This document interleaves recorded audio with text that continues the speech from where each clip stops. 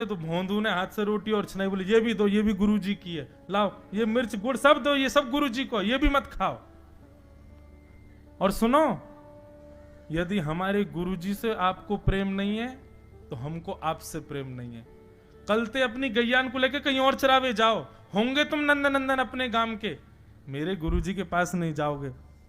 और सुनो, ये मुंह में जो रोटी रखी जाओ को उगल ले आओ, ये भी गुरुजी की रसोई में बनी है, हमारे गुरुजी से नहीं मिलेंगे। ठाकुर जी बोले अरे भोंदू ने रुक तो, नहीं नहीं नहीं अब तो मैं सुनूंगा ही नहीं, आपने ऐसे कैसे कह दी नहीं जाएंगे, 3 बार नहीं जाएंगे नहीं जाएंगे। और ये भांडीरवन मेरो है, मैं यहां गैया चरावे आऊं, कल से अगर तुम और तुम्हारी गैया दिख गई मोकू तो तुम्हारी गैयान को लेके मैं चलो जाऊंगा आश्रम, फिर तुम्हारी मैया बाबा तुमको मारेंगे।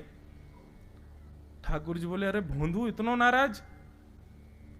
बोले यदि मुझसे मित्रता रखनी है तो मुंह को वचन देना पड़ेगा कि आप आश्रम चलोगे, और अगर आपने फिर से नहीं कही तो मैं जा रहा हूं वापस, और कभी आपको मुख नहीं देखूंगा, अपना मुख नहीं दिखाऊंगा।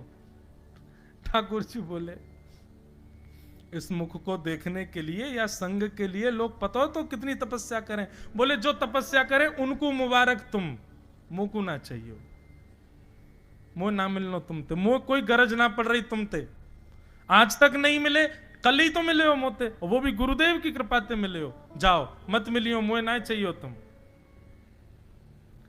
ठाकुर जी बोले मैं तो ना जाऊंगा, मैं तो तेरे पास ही रहूंगा। बोले तुम मत जाओ, मैं जा रहा हूं। कि जाने लगा वापस। भोंदू, ठाकुर जी पुकार रहे हैं भोंदू को, मानो जैसे त्रिलोकी लेके जा रहा है वो ठाकुर जी के, जैसे मानो पूरा ऐश्वर्य ठाकुर जी का ले जा रहा हो।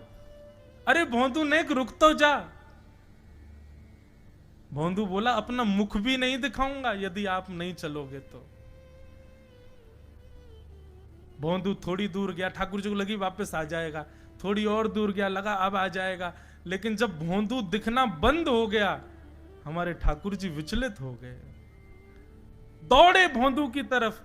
ठाकुर जी दौड़ करके गए और जाकर के भोंदू के पिद्दी पे चढ़ गए। बोले ले चल अपने गुरुदेव के पास, चलूंगा तू जहां कहेगो, लेकिन तो दूर नहीं जान दूंगा। और भोंदू ठाकुर जी को ऐसे ऊपर चढ़ा करके लेकर के आश्रम जा रहा है। गुरुदेव आकर के खड़े हो गए और मन में बस विचार कर रहे थे, हाथ पांव कांप रहे थे, बोले ठाकुर जी आएंगे कि नहीं। इतने में ही भोंदू आया और तभी देखा भोंदू की पिद्दी पर ठाकुर जी टंगे भय आ रहे हैं।